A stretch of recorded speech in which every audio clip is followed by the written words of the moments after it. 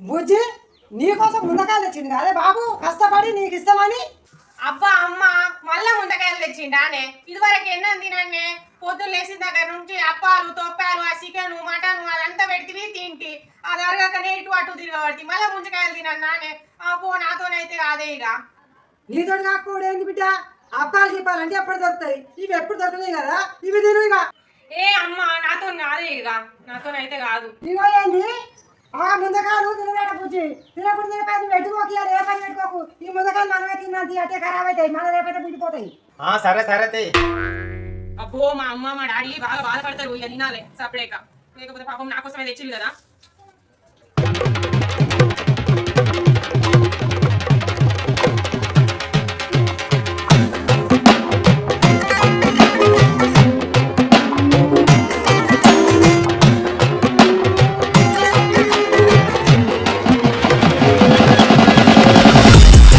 అబ్బా అద్భుతంగా ఉన్నాయి.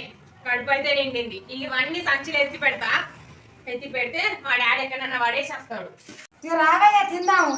ఆ పొలం తినకుండా తినపై బుజ్జి తినన్నది. నువ్వు కొట్టు నేను కొత్తా.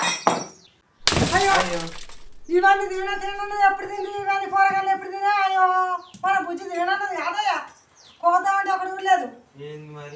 ఓ రామా అమ్మ ఇక నేనే తిన్నానే. నువ్వు బాధపడతావు నాన్న బాధపడతాడని నేనే తిన్నానే. ఇక పిల్లలకు కూడా ఇయ్యలేదు. ఇక నాకు ఆకలైందే.